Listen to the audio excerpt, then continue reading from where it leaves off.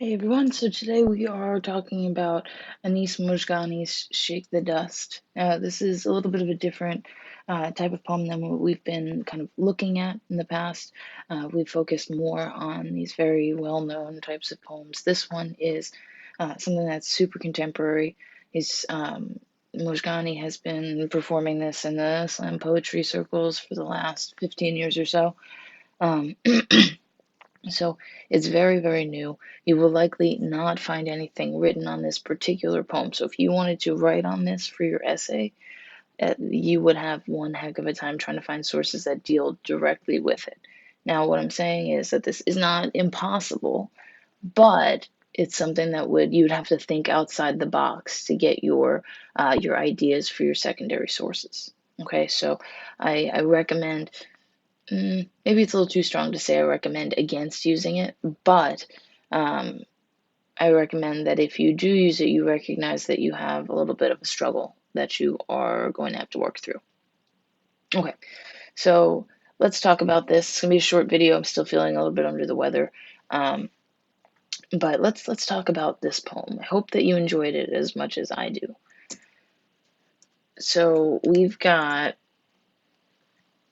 a couple of different things going on in here. This poem is talking to a lot of people. I only pulled just a couple um, from the poem itself, the things that it focuses on, right? It starts off with fat girls and little brothers, wimps and bullies, nighttime schoolers, 2-year-olds, boys with beautiful sisters, girls with brothers who are going crazy, gym class wallflowers, the girl who loves somebody else, hard men, the forgotten, the silenced, every one of you, right? So the fact that Mojgani is taking such a diverse group of individuals in this particular poem, it really is representative of everyone. Okay, whether or not he included every one of you in line 46 or he decided not to. Okay, so this poem is talking to everyone. So this is kind of an interesting poem because typically there is a particular kind of audience, but this one doesn't have one. This is directly speaking and directly invoking multiple groups of people who are all very different. Okay, but there are some common things that he wants us to do, which is namely to shake the dust. But what does shake the dust mean?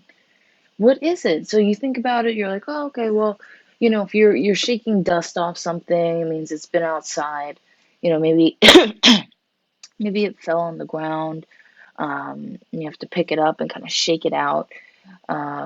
Maybe you've been walking around and you got some dust on your jeans, depending on where you are and what time of year it is, right? Because, I mean, in Georgia in the summertime, if you walk on that clay dirt stuff we have, your pants are going to get dusty, your shoes are going to get dusty, and you're going to want to get that off your clothes, right? So shake the dust. But what does that mean in terms of poetry? And what does it mean in terms of the fact that this poem is talking to so many different people? Well, really, if you think about it, to shake the dust means to shake it off, right? Get past the things that limit you. Get past the things that are trying to hold you back, the things within yourself and the things outside of yourself. So, Mojgani here is trying to send an inspirational message to really push beyond the boundaries that we set for ourselves and that the world sets for us. Okay? He wants us to shake the dust. And so we can see this in a few different ways. There's a few common themes here. Well, we've got the theme of perseverance, we have the theme of hope, right? These carry straight through. So let's take a look at perseverance first, right? We see the people who are working towards a goal. So benches and the people sitting upon them. So benches, that's kind of weird, right? But when you think about it, benches are spaces that people wait to do something. Okay, even if they're just, enjoying the sunshine, they are still waiting to accomplish their next task. Our world is ruled by time, and we typically wait sitting down, especially if it's going to take some time. So, benches and the people sitting upon them. You can also think of it in terms of, like a bench waiting for the bus. right? You are waiting on something. You are working toward the goal of getting to work, getting to school, going to the grocery store, whatever this person is doing to get on that bus, right? So it's this idea of working towards something. And then we've got nighttime schoolers, right? These are non-traditional students. These are not people who go to college because right after high school, that's what you do, right? These are people who are working their butts off during the day to provide for themselves, to provide for their families. And then at nighttime, they are working to better themselves. Some of you may be in this same exact situation, right? And Mojgani's message to you would be shake the dust, right? Persevere here, okay? We also see 2-year-olds who cannot be understood. I like his descriptor after that. The idea of it's because they're speaking half English and half God, right? What does that mean? Well, it's just kind of this beautiful way of saying they're speaking in a way that we don't get, right? They're speaking in this natural way that adults lose, but children hold on to. And they're striving because they want to be understood. And yet their communication method is holding them back. Their ability to communicate holds them back, right? So they are working towards that goal too. Even the kid who's always late to class because he forgets the combination to his locker is working towards that goal of getting to class, of, of getting somewhere on time, of remembering that combination, right? So, these people are all working toward a goal. And then we get a little bit deeper. The hard men who want love but know that it won't come, right? These are the men who pretend they don't care. And men in this case, I'd argue, could be anyone, right? It's just that we tend to associate hardness with masculinity in our society. Um, but the people who want that love but don't know how to find it, who don't know how to ask for it. Note that in the quotation it says that it won't come. So they don't know how to go out and look for it. And at the same time, it's not coming to them because that's not how it works. Okay?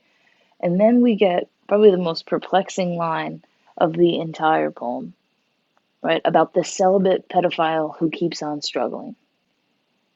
Now, this is a little bit outside the box compared to all the others, because all the others were working within this sort of moral framework that we have, right? People working hard to achieve a goal, but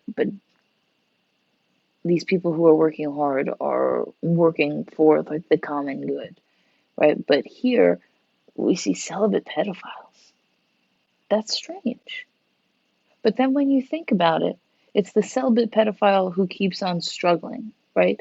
These people who are holding this urge, this drive back for that greater good, right? So that idea of the greater good is still there. They don't want to act on this impulse. So they're holding back and they're striving and struggling to just be, to not act on that.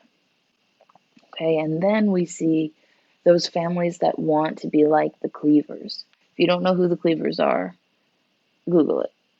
Okay, but it's basically like the stereotypical white picket fence, dinner ready every night at 6 o'clock kind of family, right?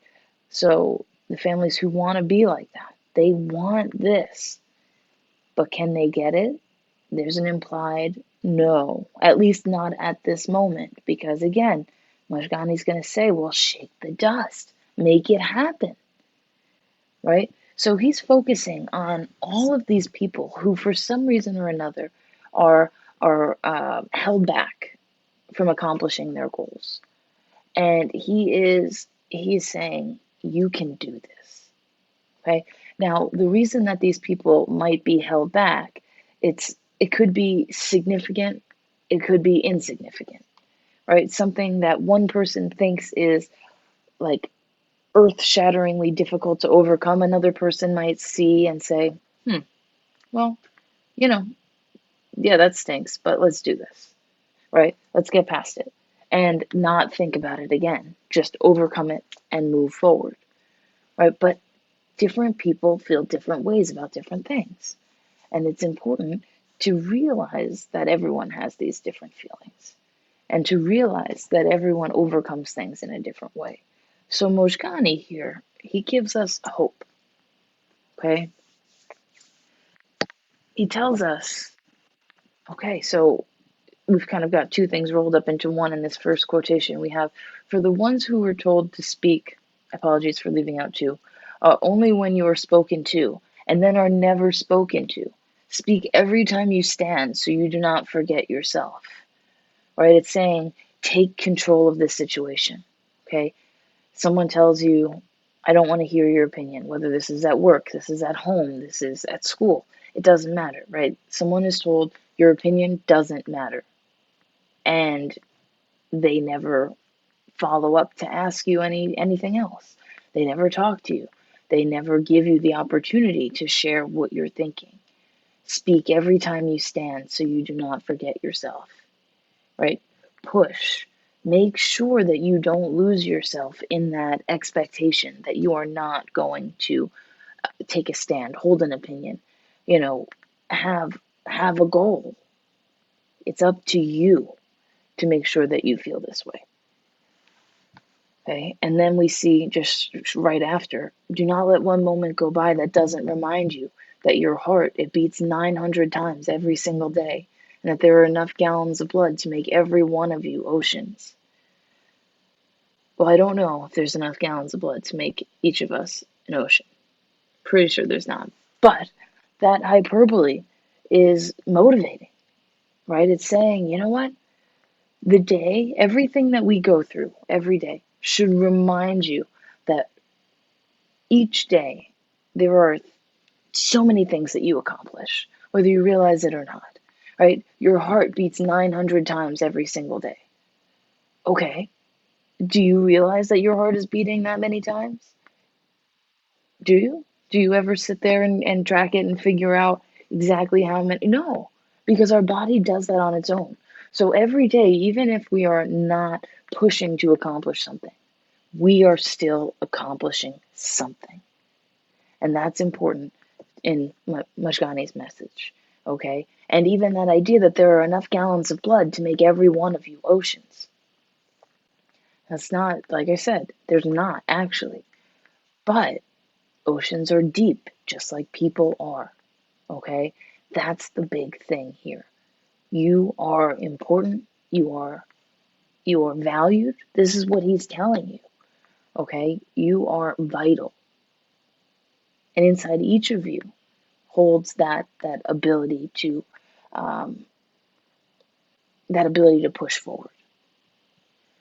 Okay, and he even says later on, he's giving himself to us. Right. Every time I write, every time I open my eyes, I'm cutting out parts of myself simply to hand them over to you. Take me with you when you shake the dust, for none of this has ever been for me. So he's hoping too. He's saying, I am doing this for you all, for everyone listening here. But it's not this isn't for me. I'm doing this for you. I'm hoping that you take this message and you internalize this message, and then that you in turn use it to your advantage, right? Shake the dust, pull it up, pull the world up by its clothespins, right? Do that. And so he is imploring us, begging us almost to shake this dust. And then the poem ends.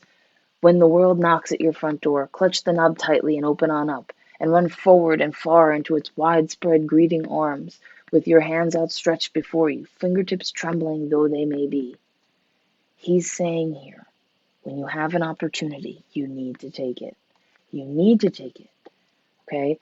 And you need to run to it. Don't sit on it. Don't consider it. Just run to it, okay? And embrace it, even if you're scared. That's the fingertips trembling. Even if you are terrified, You are doing something you've never done before. You are working towards a new goal and you want to embrace it wholeheartedly. Even if you're scared, do it. Okay? This is what he's telling us. If this is something that will make you grow as a person, then you need to do it. And that's what he's wishing for us all. All right, so thank you guys for watching. I'm posting a link to another video on YouTube that of Mojgani actually performing this poem, so that way you can see it as well as just read it on paper. Since it is slam poetry, it's meant to be seen. So he's got a few different ways that he performs this, but I'm just going to pick one and put it in the description box. All right, so hope you guys have a great week, and I will see you back here soon.